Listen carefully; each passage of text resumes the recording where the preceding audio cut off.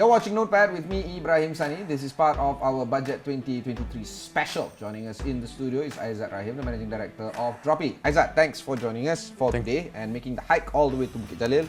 There are a lot of things that we need to unpack when it comes to Budget 2023. But before we get into all that, let's talk about some of the developments that is currently happening with Droppy itself. We understand that you guys have just fundraised. We've also understood that the fact that you guys have passed the Endeavour's local selection panel. So a lot of things are happening with Droppy. Let's go with that first. Okay, thanks so much for having me, Ibrahim. So I think just to highlight a little bit about what Droppy is all about. So Droppy is a B2B marketplace and online software for businesses in Malaysia. We started back then during 2017.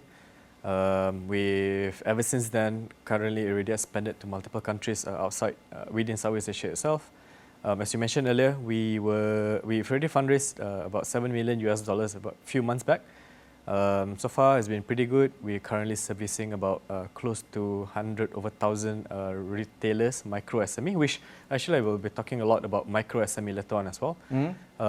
And essentially what we do is that we help all the local mom-and-pop stores to digitize their business operation, whether they are ordering, whether they are credit financing, or even their inventory management. As you mentioned, we were also quite fortunate. We just got selected into Endeavour Malaysia, not the international just yet. Hopefully we can get there soon. It's been a pretty amazing journey on that note, because we get to meet with a lot of other founders and a lot of the business owners as well, and we get to learn and exchange ideas between one another. Yeah. Let's talk about B2B commerce right now. What is the landscape looking like, particularly in a post-pandemic environment? So I think during, let's just rewind back a little bit. During pandemic, I think it was pretty hectic. Nobody knew what was going to happen.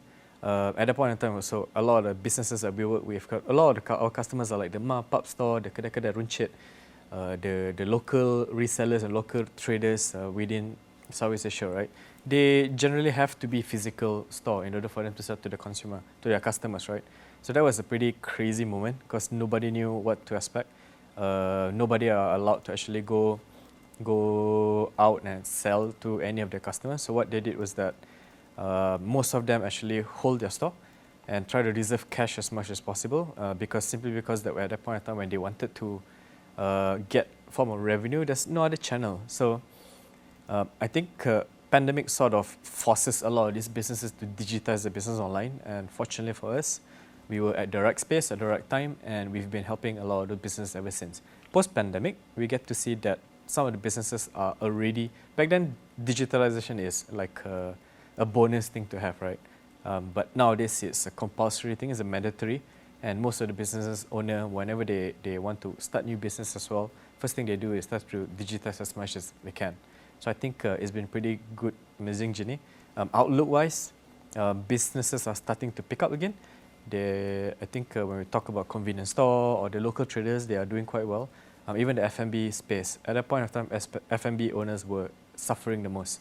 But not anymore. I think everyone is like really dying to just go out and spend more. So it helps that. But because of that, do you feel that the intensity of the B2B commerce is going to subside over time because of the fact that people are normalizing back to pre-pandemic levels? No. On the contrary, I think we get to see from our customers as well. The B2B is the one that's actually generating most of their revenue.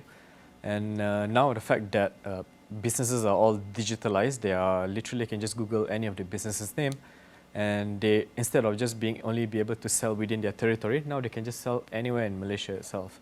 And we get to see that a lot of the growth from there, a lot of big brands as well, they were working with, starting to digitize their business as well. In fact, most recently we work with Maiden, and Maiden also has started digitizing their entire operations, all the way from the B2C and also the B2B portion of it.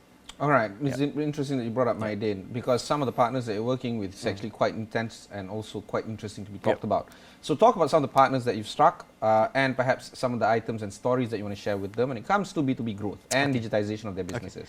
Yeah, so I think I'll go to the small local bakery store. So we work with one entity called Sugar and I. They are a local small bakery store back in Subang. I think when they first started just a few years back, they were quite one of the unfortunate ones who actually opened their business just a few months before the pandemic. At that point of time, they already invested like 50, 60,000 ringgit for all their machinery to do their baking and stuff. And turns out, when pandemic happened, everyone's just afraid, and he already invested and spent so much money on that. So when he was looking around for digital solution, he came about on Droppy. So I think what we did with them is that when we tried the cake, it's actually amazing. I think you guys can also go find it. It's really, really good. What they came to us is that they were afraid that no customer actually want to buy their goods anymore. And because of the fact that we are working with a lot of hotels, restaurants and cafes, what we did was that we told them to repackage a lot of their businesses. Instead of just selling one unit to consumer like how he intended to do, sell it in bulk. So when people go to any cafes, people go to any hotel, they get to see their products, their bakery and stuff. So that's what he did, and I think alhamdulillah, so far up to today, their business is really growing. I think they've expanded to about 3 retail, if I'm not mistaken. And they use Dropee not only to sell more to all these cafes, but also to manage their inventory, whereby they can start finding a lot more distributors to buy their inventories, ingredients basically, and cut costs on that. Fantastic. Yeah. Okay, plenty to discuss Yep. still. We haven't discussed budget 2023 yet. We'll go for one short break. When we come back, we'll discuss a bit more with Aizat Rahim of Droppy.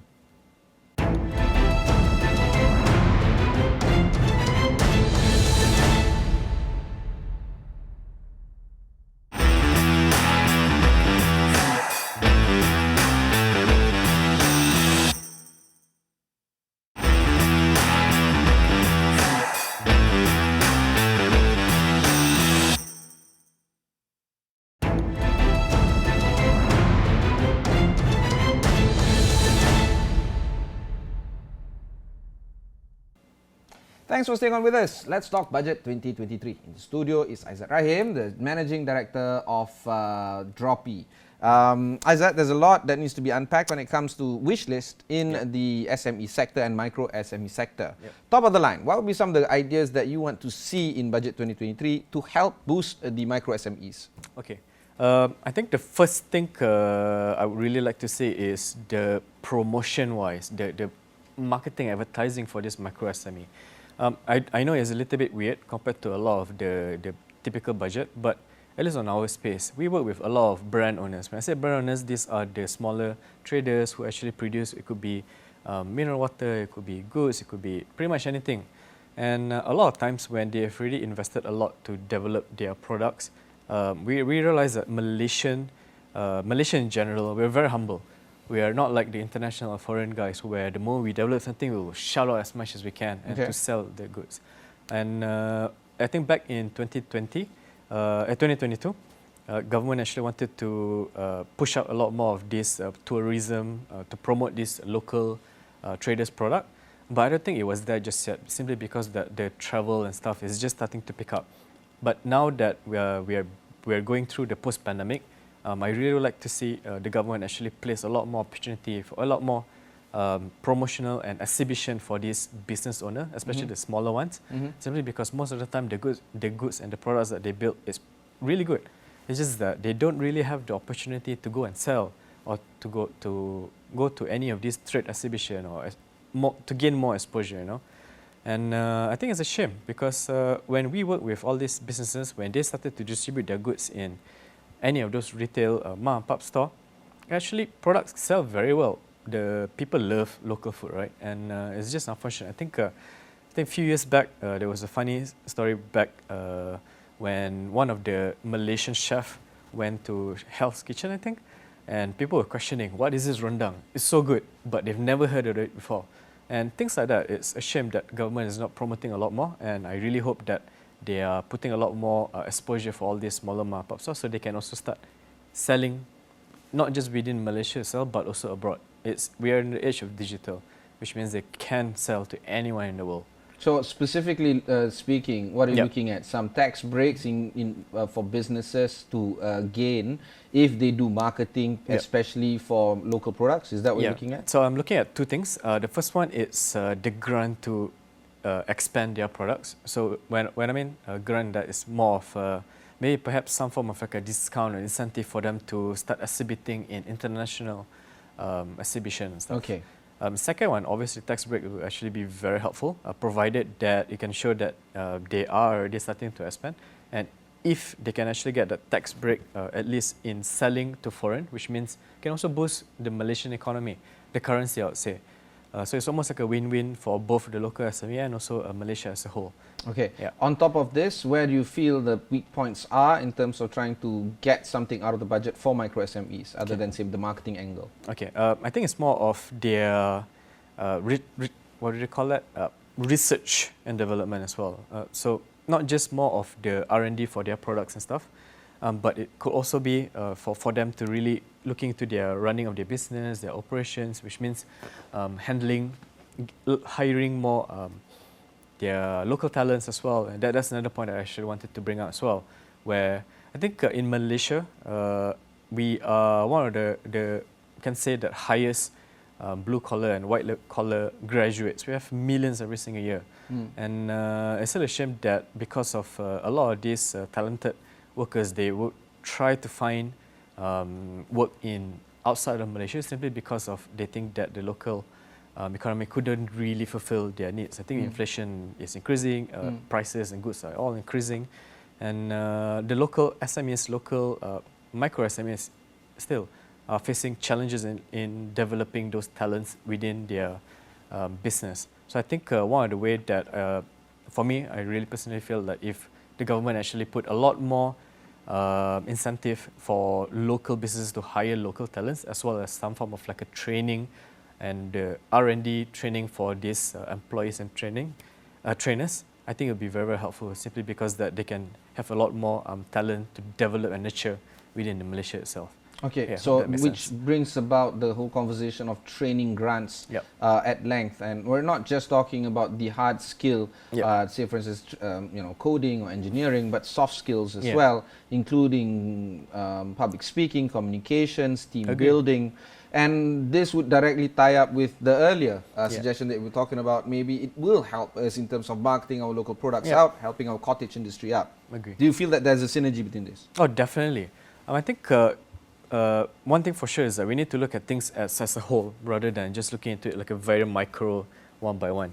When we talk about the SME growth, right, they are still contributing to the highest GDP in Malaysia. No doubt. Yeah, and it's when government really want to create this form of like a budget, we need to look into it all the way from nurturing the talents to developing the right product, all the way to the market expansion and stuff. And rather than just looking into one aspect of it, I would highly recommend, or at least my wish list is for government to create, looking into the SMEs based on maybe perhaps the annual turnover, whereby based on, if let's say the SMEs, their sales revenue is not more than 1 million a year, perhaps they can get more like allocation for those three spectrum, whereas those businesses who are already they have an annual turnover of more, maybe 10 million or 20 million, rather than the government actually helping them on the R&D, maybe they can go into the training side of things. So I guess it works both ways, and when one of the areas actually flourish, the other one will also flourish, no doubt as well. Okay, but this also pushes the whole conversation of how R&D is going to be reinvigorated in centers of excellences, including universities and research houses. Do you feel that more money needs to be done there? Every time they announce the budget, it's always OPEX rather than say R&D or CAPEX. CAPEX, why do you feel that the urgency is there right now in terms of allocating it more for CAPEX and R&D? Yeah, so you actually brought a very good point. So I think the main reason why they've always been focusing a lot on OPEX is simply because that there's already, I would say this, there's a case study for the government to look at those businesses, whereby, because they've already done this, therefore I can help them in this, etc., those portion, right? But no one really want to look into CAPEX back then, simply because that number one is very, very expensive. Number two, I think there were, back then when there were no form of digitalization, to track the grants and incentive given out to SMEs were a bit difficult. But I do understand that when I was reading through the pre-budget for 2023, government is going to create something like e-invoicing. So I think by using on this e-invoicing, number one, they can also track where the businesses or the SMEs are going to spend, which means there will be no leakages. And number two, they can also start seeing that because they've already invested in this CAPEX, the output for this OPEX and so forth will also improve tremendously. I think maybe if you look at Malaysia about 10 years ago, a decade ago, it's a bit difficult to do so. But then now I think we're already at the stage where we're one of the most growing, high growth in Southeast Asia country, and government really need to put a lot more incentive and research for both the businesses R&D as well as the university R&D as well. Because actually we have a lot of really great talents. We have great opportunity here. I just feel like personally a lot of the great talents here in Malaysia, they just constantly want to choose to work elsewhere simply because they don't see much opportunity here. And I think if government really to focus on this portion of the budget, I think that will actually bring back the talent here and reduce some form of like a brain drain. I've argued that brain drain needs a lot of solutions, but this is the first time I'm hearing that R&D and capex could be used as a tool to stem the brain drain. Would you like to flesh out more details into why you think this is the case? Okay, so we work with a lot of the businesses like brand owners or those guys who actually produce the goods. When you try to, I think Malaysia have one of the best food science education. I have no idea. I actually wouldn't have a clue. Yeah, one of the best, food science. And in fact, if you look at the stats, right, I think 2019, more than 70,000 of food science students were hired from international non-Malaysian companies. And I would say that the main reason why is because that food science is one of the ways for them to really improve the products. The Malaysians are generally quite creative as well. Will come out with really a lot of new and interesting products for consumers to use. And I think looking back to the capex, if government actually help the businesses to, and also the universities to do that kind of research, there's a lot more challenges, things that actually can move the needle. Therefore, I think brain drain is not those talents who think that is a pretty interesting challenge for them to solve. They will come back because this is a way that for them to not only help to build a nation, but also something for them to build on their careers upon. So I think I know it's a bit odd as well, but I've spoken to... No, it's not odd. Yeah, trust me, we are doing everything except with the kitchen sink in terms of trying to solve the brain drain, but yes. Okay, we'll go for one short break. When we come back, we'll discuss a bit more with Aizat of Droppy.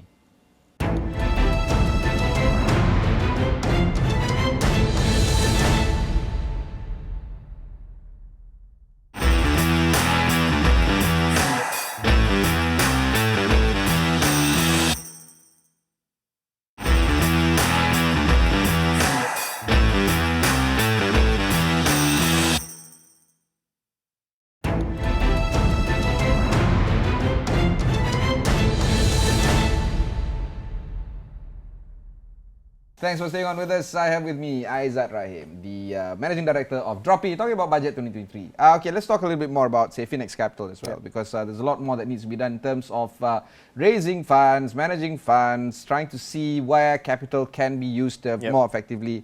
So talk to us through that particular idea. Okay, so I think another wish list I also wanted to talk about is nothing to do with the SMEs. It's more for the government to really look into the local setups. I think about 2 years ago, the government actually made the announcement saying that they want to develop at least 5 unicorns, and I think up to today, I think they are currently about 3 unicorns. So unicorn means it's a billion-dollar valuation company, right? There are currently 3 in Malaysia.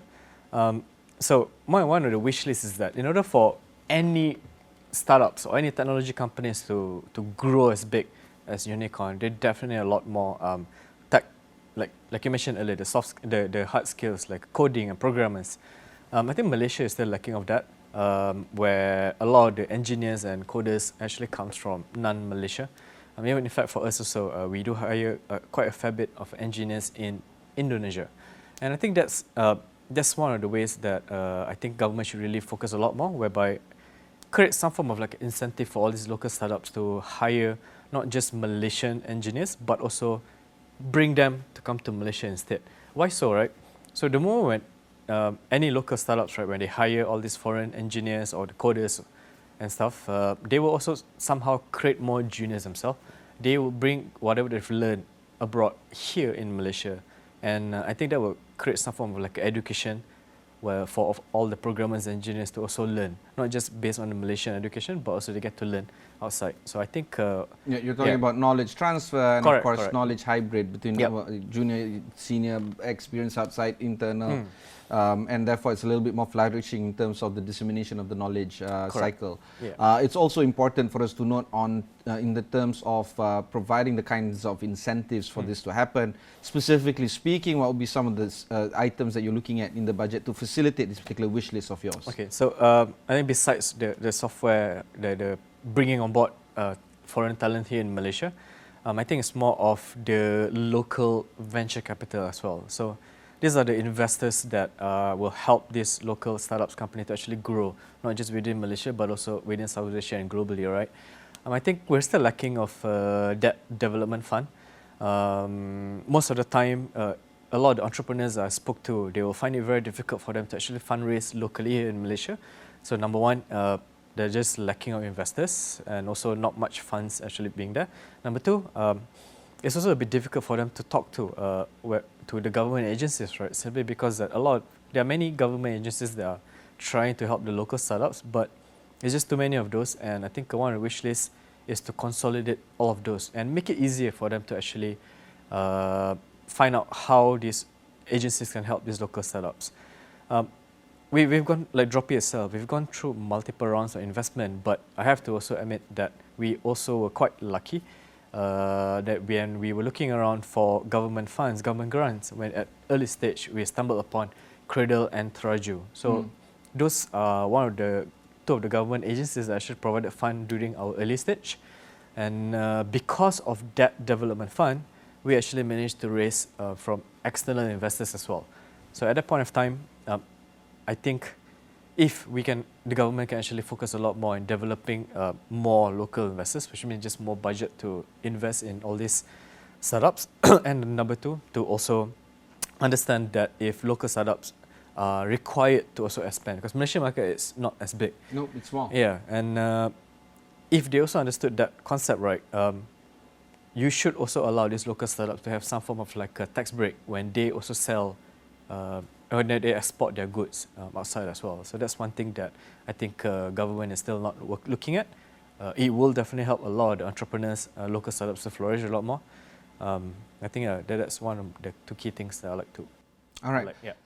Let's talk about you as a business owner. Yep. You want to grow your business. At the same time, you want the government to give you some sort of incentive so that you can grow. Perhaps even include some items that would reduce your tax liabilities as well. Yeah. What would be some of the ideas that you can share with us, imploring upon the government that a company like yours, a bit technologically driven, B2B related, pandemic focused, of course, and of course pre-pandemic and post-pandemic as well, what would be the 2 things or 3 things you want as a business owner that you can reach out to right now, to Guzafru, who's watching us right now, and seeing what he can pen down quickly before the budget presentation on 7th of October? Okay, so we work with a lot of businesses, all the way from the local micro SME to the really large enterprise like Petronas and so forth. One of the key things that I would really like the government to actually help is to really look into the business financing, not grants, not funding for them to really grow, but it's more for them to really alleviate their cash flow, right? When I said business financing, it could be in multiple ways. It could be invoice factoring, it could be SME financing, where the business can actually use it to purchase inventories, to purchase machineries, to even promote their products, many others as well. And I think especially within the GLCs itself, let's say Petronas have like thousands of vendors that are actually servicing them. And when we talk to all these vendors as well, sometimes it's just a bit difficult for them to get financing to service Petronas. And I do understand that government will initially try to really look into that. And I do hope that government will actually look into that and at least this within the next budget to help these businesses to get financing so that they can service these GLCs. Business financing is a unique way for business owner to really grow their business because they still retain their equities. And at the same time, they also create spare up economic impact because they get to hire more, they get more sales, they can elevate their cash flow. Things will just be a lot more easier for the business owner. So I think that's one of the key things that I hope government can really look at. So it's business financing. Second point, I think I've already highlighted earlier, definitely on the the talent portion, especially on the hard skills. We're still huge lacking of to find all these software programmers, especially for the technology companies like ourselves. If Malaysian can also, the government can actually work with all the local universities as well as foreign universities here in Malaysia to develop, I don't know, could be like an incubator or even like an accelerator to help all these students to understand the need of a business. I think that'll be pretty interesting. Back when I was in Australia, I noticed that the university actually hired a lot of business owners to become one of their tutor, and the main reason why is because that this tutor will generally not just teach the students the hard skill, but also to teach the students how to actually utilize those programming skills onto a business. And I think that's something, it's a very practical way, and I think that's something that Malaysia is still lacking of. If the government can really look into that, I know, could create some form of programs to help both businesses and university students as well, I think that'll be pretty amazing. Fantastic. Thank you very much for sharing your ideas. Yeah. That was Aizat Rahim, the Managing Director of Droppy. We're continuing our coverage on Budget 2023. Remember to watch our show live during Budget Day on 7th of October, where I will be joining my colleagues Najib Arif, Haris Ashraf Hasnan, and a lot of other folks here in Astro AWANI, presenting to you some of the live coverages following the budget presentation as well. I'll be also doing a live coverage on the eve of 7th of October on my show Notepad, so do keep an eye out on that one as well. Until then, thanks very much for watching and goodbye.